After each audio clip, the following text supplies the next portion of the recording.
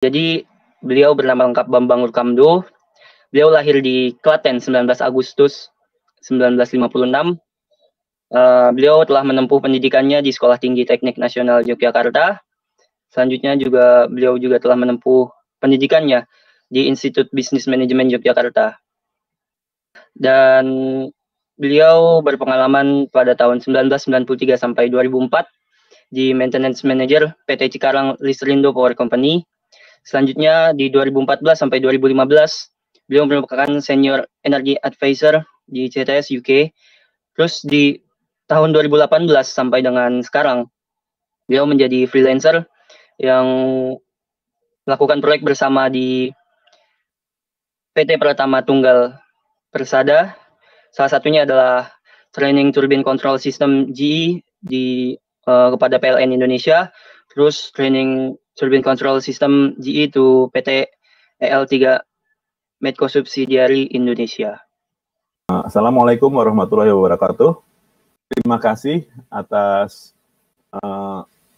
kesempatan saya yang diberikan oleh adik-adik dari atau anak-anak dari Universitas Malang, ya. Jadi di sini saya diminta untuk memberikan energi, utamanya bidang mesin renewable dan non renewable. Kalau yang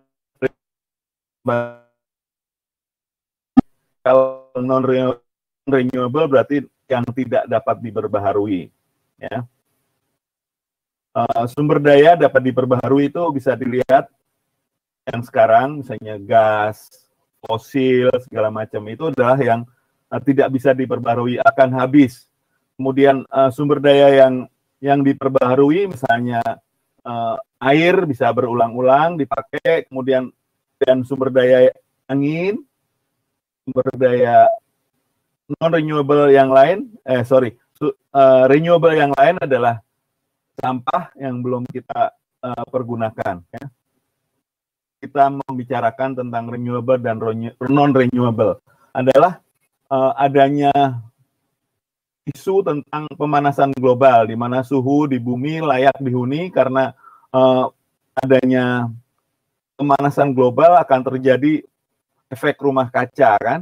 Kemudian ketika radiasi matahari mencapai atmosfer, ya, sebagian dipantulkan kembali di keluar angkasa dan sebagian lagi melewati dan diserap oleh bumi. Hal ini akan menyebabkan permukaan bumi menjadi hangat, panas dari bumi dipancarkan keluar dan diserap ke dalam atmosfer, yang ini disebut sebagai gas rumah kaca. Kalau di energi terbarukan, pada saat nantinya fosil akan habis, bahan bakar yang kita miliki walaupun tinggi, suatu saat akan habis, ya. Tetapi fosil-fosil itu kan sekarang kita gunakan untuk membangkitkan energi listrik, ya.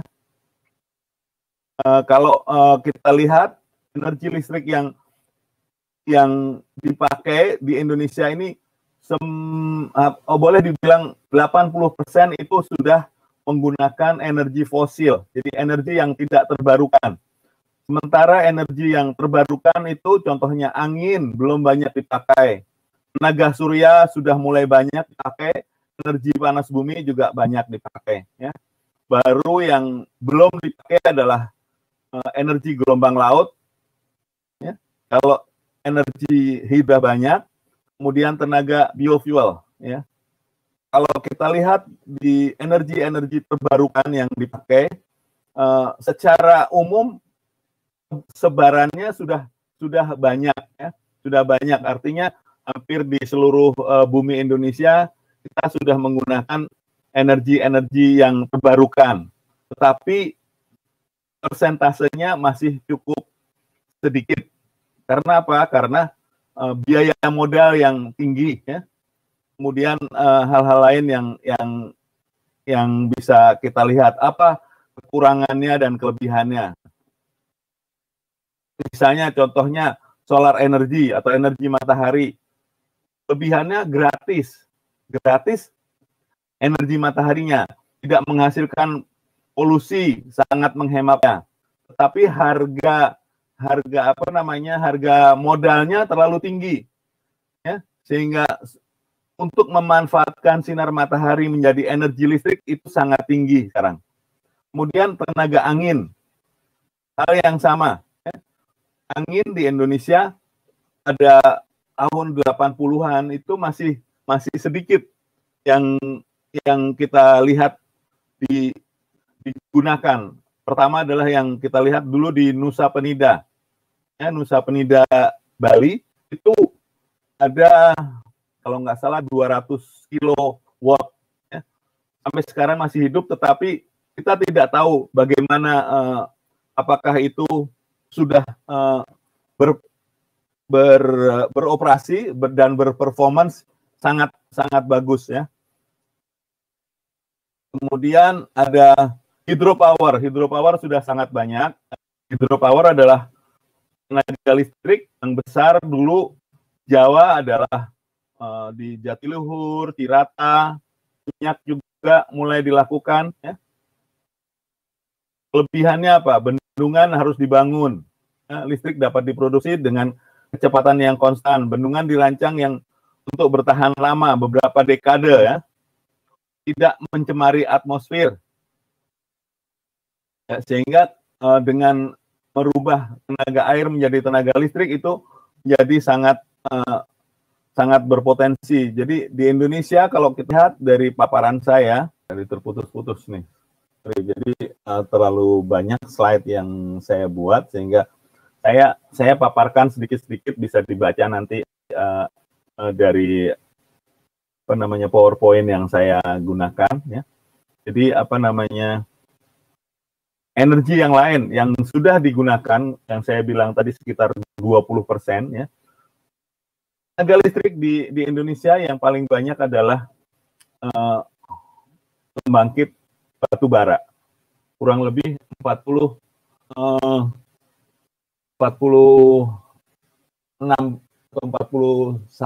ya. Saya agak lupa ya. Ini saya ambil datanya dari RUPTL 2018 ya, dari PLN. Coba dilihat di slide nomor 31 ya. Paparan sebaran listrik Indonesia bisa kita lihat bahwa listrik yang dibangun itu kebanyakan adalah PLTU. PLTU itu 42%. Kemudian ada PLTA besarnya 8% ya, kalau kita bandingkan. Kemudian PLTG ini masih fosil semua.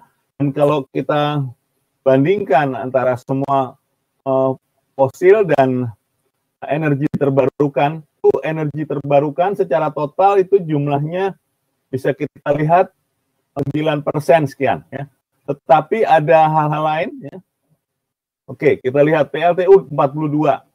PLTU mulut tambang ada 3, jadi sekitar PLTU saja 45. Kemudian ada PLTU yang dari gas ya, membakar gas, waste power plant itu 3%. Ada gas turbin, PLTG itu 6%. Kemudian PLTGU 17%. PLTD, diesel masih ada. Kalau kita lihat bahwa paparan energi listrik, kenapa saya bilang, saya kasih judul mau apa? Kalau sebagai seorang engineer pemula, ya nanti setelah lulusan dari Universitas Malang, utamanya atau saudara-saudara kita yang belajar di luar Universitas Malang dan mengikuti webinar ini, saya menyampaikan ini bahwa di Indonesia itu fosil masih sangat banyak. Kemudian pembangkit yang menggunakan fosil juga sangat banyak. Kita lihat dari sebaran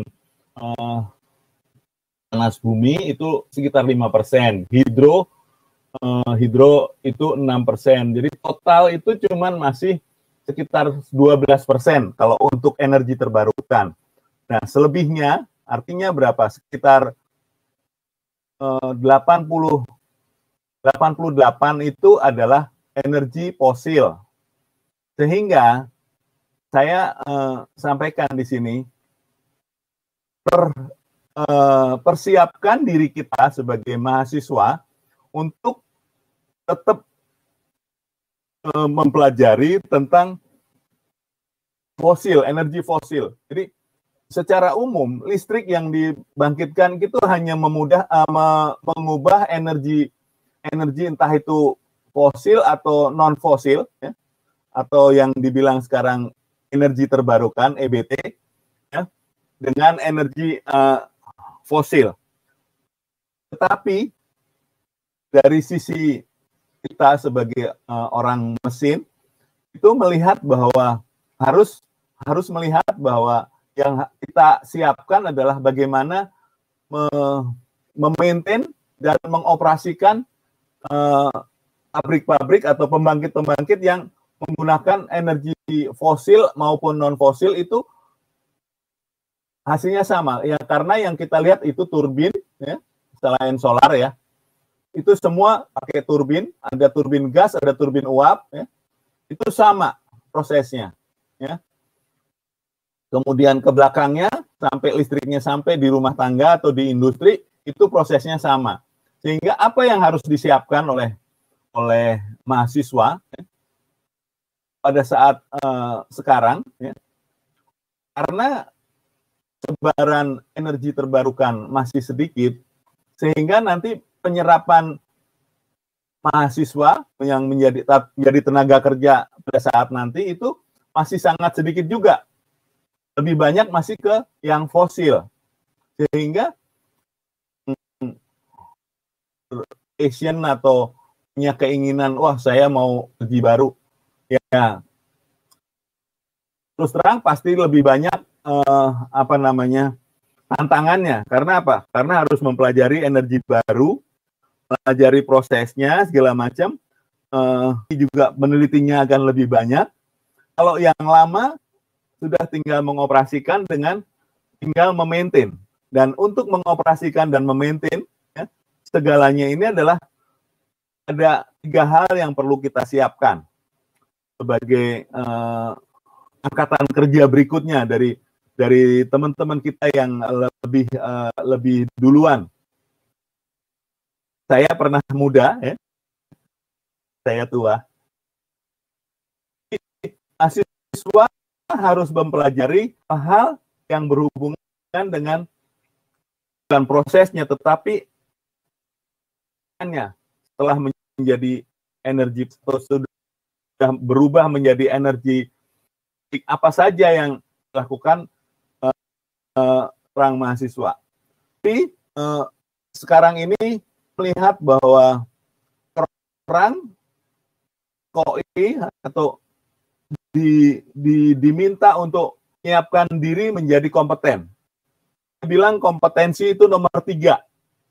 Ya. Lihat, Anda mau kerja di sana punya ijazah kompetensi apa, punya sertifikat kompetensi apa, tetapi itu sebetulnya itu nomor 3. Satu adalah karakter kita sebelum memasuki dunia kerja itu sebetulnya dibangun dari karakter pribadi masing-masing. Ya. Karakternya harus, ya, karakter kalau orang Indonesia ya karakter manusia Indonesia, ya kan? Bisa dilihat seperti apa yang baik. Jangan nanti kita menyiapkan diri sudah punya segudang sertifikat kompetensi, tapi begitu kerja malah mempraktekkan yang salah, korupsi misalnya. Di luar karakter yang baik-baik saja yang harus siapkan. Yang kedua adalah kita mempunyai dasar bahwa kita menyenangi sesuatu, kemudian kita ternyata bekerja di tempat kita senangi, itu passion kita match dengan pekerjaan kita. Hingga tadi dilengkapi dengan kompetensi, hasilkan satu skill sangat baik diri perusahaan nantinya. Jadi buat saya bahwa apapun yang Anda lakukan di dalam berproses belajar, menyiapkan diri untuk bisa bekerja nanti di luar, itu ibaratnya bahwa ini seperti pisau. Pisau itu bagaimana diasah oleh pengajarnya, oleh diri kita, mengasahnya itu dengan benar. Yang mesin mesti tahu kalau dulu di SMK gimana mengikir, ya? Gimana mengikir, mau maju atau mundur terus akan mempengaruhi hasil dari yang tersebut. Jadi yang harus disiapkan. Artinya, apakah kita ini orang yang taat, kita ini orang yang cinta damai, apakah ini orang yang sempurna, atau kita ini hanya orang yang ingin populer aja. Jadi itu karakter manusia, dan kita harus siapkan bahwa kita memang harus kuat di era globalisasi nantinya. Setiap manusia berani berkompetensi di bidang kemampuan, sehingga karakter kita sebagai bangsa Indonesia itu jelas, ya, bahwa kita bekerja keras, kita pengen hasil yang sangat baik, itu sangat bagus buat kita. Dan kita senang bekerja keras, kerja smart, kita kan dapat hasilkan satu pekerjaan yang baik dengan mendapatkan kompetensi yang kita pelajari baik di dunia luar maupun di dunia perguruan tinggi. Itu yang mungkin saya bisa sampaikan saat ini. Kalau ada hal-hal yang mau ditanyakan, monggo.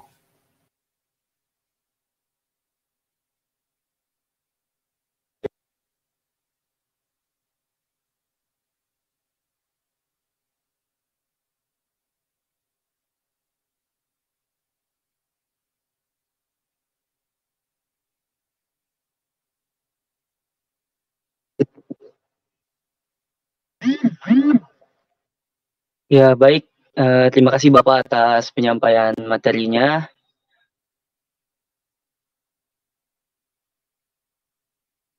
Jadi selanjutnya itu kita akan salah satu bentuk karakter kita memang orang yang menghemat atau boros, kan itu juga satunya. Jadi itu setitik memang harus kita buat penghematan dari sisi manapun bisa kita lakukan.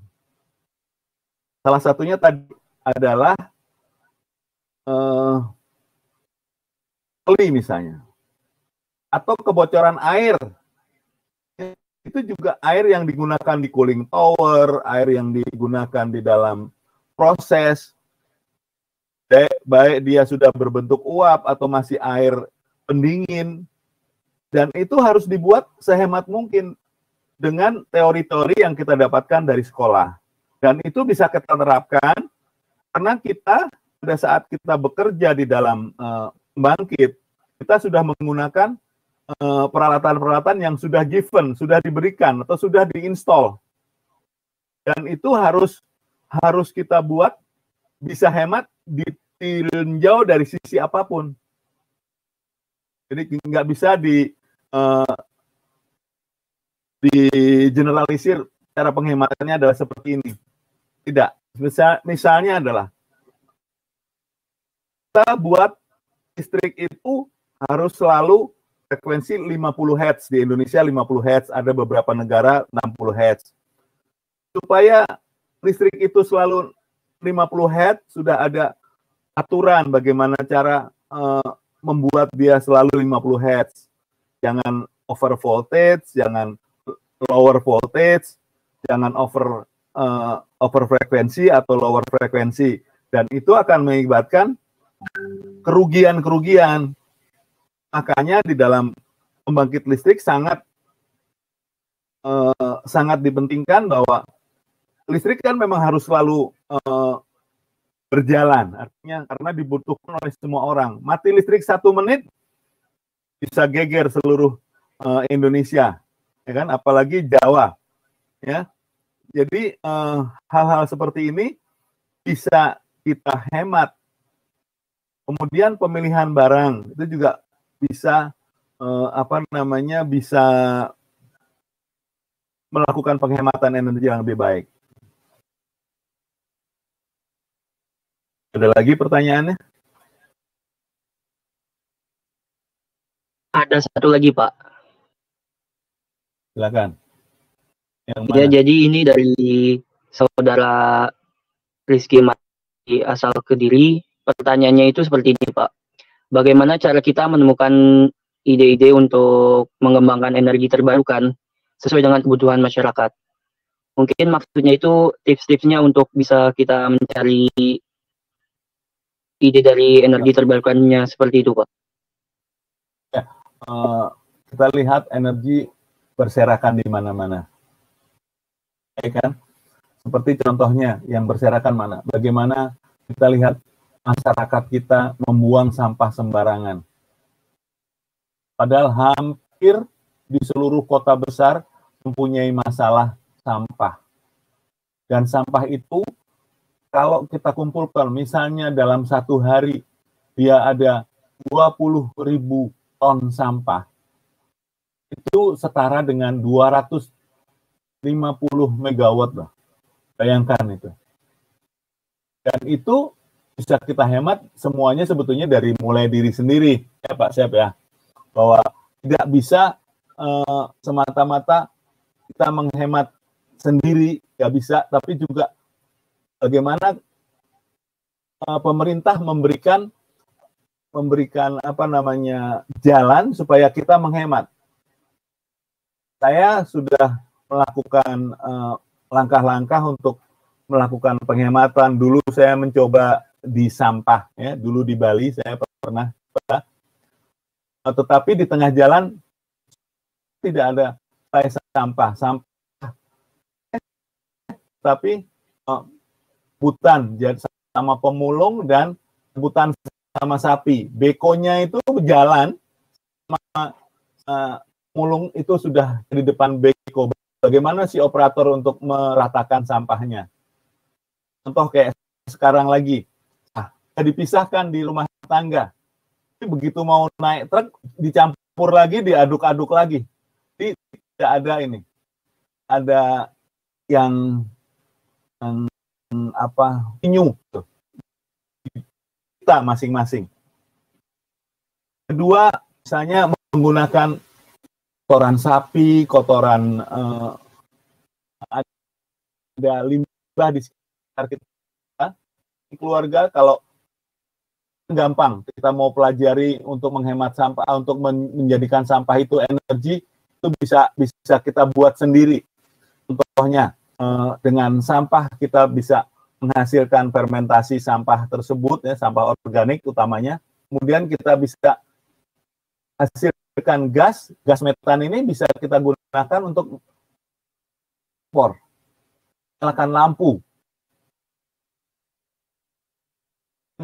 banyak hal lain lagi. Air terbuang percuma, misalnya alir kemana-mana, ya, kita lihat bisa kita jadikan listrik juga. Ada lagi pertanyaannya?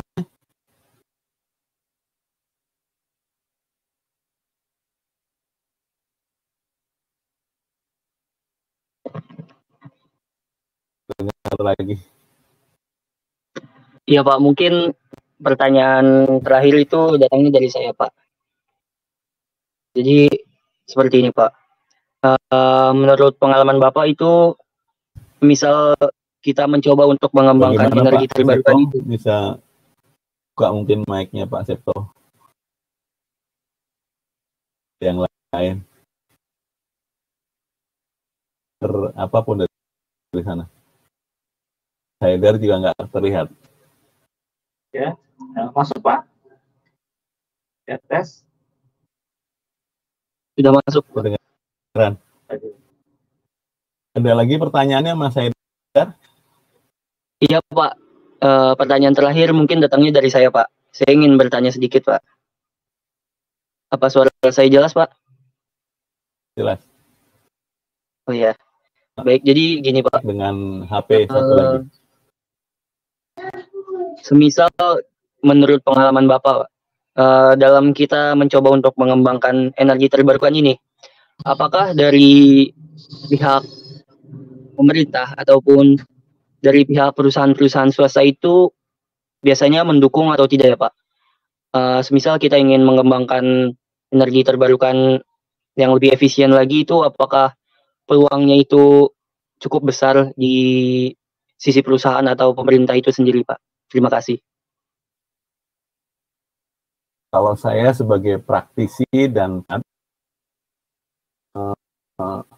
lihat, entah maksud saya Departemen Energi Sumber Daya Manual, mereka satu laporan tiap tahun, langkah-langkah apa, dan menggunakan energi terbarukannya untuk memenuhi baran. Ya,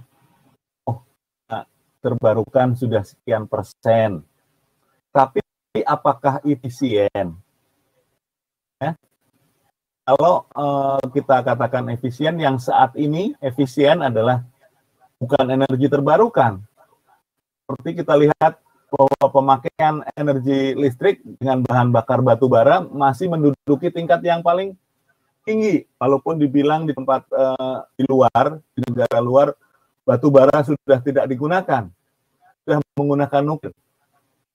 Terus kemudian kalau Indonesia, beberapa hari ini teman-teman dari Ibu Geni itu misalnya dari Bangun Energi juga melakukan webinar. Kenapa di Indonesia tidak banyak tidak mulai menggunakan energi nuklir? Nuklir sudah ada di Indonesia, dan kita katanya adalah tanah yang banyak mengandung nuklir, energi listrik. Tapi kita tidak mau menggunakan. Ada di sekitar Jakarta, dekat rumah saya ini, 30 mega. Tidak, di sekitarnya sudah penuh penduduk. Ya. Kenapa kita tidak bangun di sekitar Jakarta atau di sekitar Pulau Jawa, yang mana dulu ada Gunung Muria mau dipakai, tapi tidak jalan juga. Sedangkan energi sampah bisa juga dilakukan, tetapi baru kecil sekali, baru mungkin megawatt di beberapa kota. Padahal sampahnya berlimpah setiap hari. Dan sampah ini menjadi rebutan orang. Bayangkan satu kota, Jakarta yang saya pernah ngalami dengan Bandung, itu yang pengen membangun PLT sampah itu lebih dari 200 perusahaan. Ada yang macet nggak jadi-jadi, ada yang rebutan, ada di tender ulang dan segala macam. Sampai sekarang nggak ada yang besar, ada sampah ada di mana-mana. Jadi kalau saya lihat bahwa kemauan pemerintah harus ditingkatkan dalam rangka menggunakan energi terbarukan, terutama membuang sampahnya. Sekarang sudah ada teknologi kok, misalnya sampah itu dibakar bisa, tetapi dengan teknologi yang tinggi tidak akan mencemari udara luar. Dan itu aman buat kita. Sedangkan untuk energi terbarukan dari sisi geothermal, harganya sangat mahal. Anda tahu, sekali ngebor,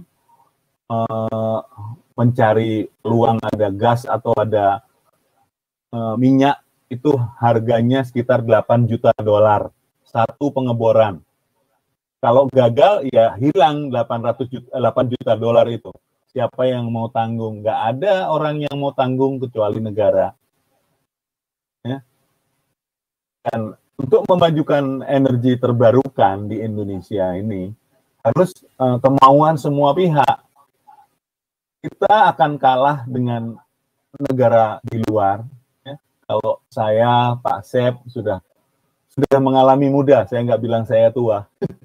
Jadi harus disiapkan oleh adik-adik yang sekarang masih di bangku kuliah untuk berkarakter lebih kuat lagi, untuk mencari passion yang paling cocok di bidang energi, karena Anda sudah milih jurusan mesin, jurusan energi, jadi Anda harus ke situ, kecuali Bapak sampean sudah kaya raya, jadi Anda nggak perlu kerja. Jadi hal-hal seperti ini sebetulnya bisa ditingkatkan dari masing-masing. Kemudian setelah bekerja bukan berarti tidak belajar lagi. Saya belajar sampai mati, saya bilang. Jadi saya memperbaharui ilmu saya, keterampilan saya, skill saya itu dimulai dengan melihat kondisi di luar, kondisi di tempat kerja. Oh, ini bisa dilakukan begini. Saya minta teman-teman yang bisa berkontribusi lebih baik, bisa menularkan itu kepada yang muda-muda. Begitu, Mas Haidar. Baik Pak, terima kasih atas jawabannya. Saya rasa dari sesi tanya jawab ini sudah bisa dicukupkan. Selanjutnya itu mungkin Bapak ada closing statement untuk peserta yang hadir di sini. Jadi peserta yang hadir di sini berapa? Ada 12 orang ya, cuma. Terus berapa? 166. Jadi pertama masih kuliah, saya hadiri pun di luar bilang ini ada energi kan, ini ada energi non terbarukan. Jangan salah arah. Kalau passion Anda menyatakan, oh saya lebih baik di sini, kan memilih untuk kita tingkatkan kompetensi saya di bidang itu, gitu. Jadi Anda menyiapkan diri dengan 3 hal tadi yang saya bilang, bahwa kompetensi itu nomor 3, nomor 2 passion, nomor 1 adalah karakter. Kalau jadi pejabat janganlah korupsi misalnya. Itu adalah karakter. Ya. Jangan karena wah dulu orang-orang pada korupsi, nanti wah saya cepet kaya dikorupsi aja. Itu nggak worth it sebagai human being. Ya. Itu yang mungkin saya bisa jadikan closing statement di sini. Belajarlah terus. Seperti juga kalau agama Islam bilang belajarlah sampai ke negeri Cina. Karena maksudnya waktu itu jauh banget ke Cina. Sekarang ke Cina bisa tempuh 5 jam. Jadi lebih gampang. Dan belajar tidak hanya di sekolah, di rumah pun, di tempat pekerjaan pun kita tetap belajar. Belajar mengasah diri terus supaya kita menjadi manusia yang sempurna dan berguna buat nusa dan bangsa. Amin. Ya. Terima kasih. Assalamualaikum warahmatullahi wabarakatuh.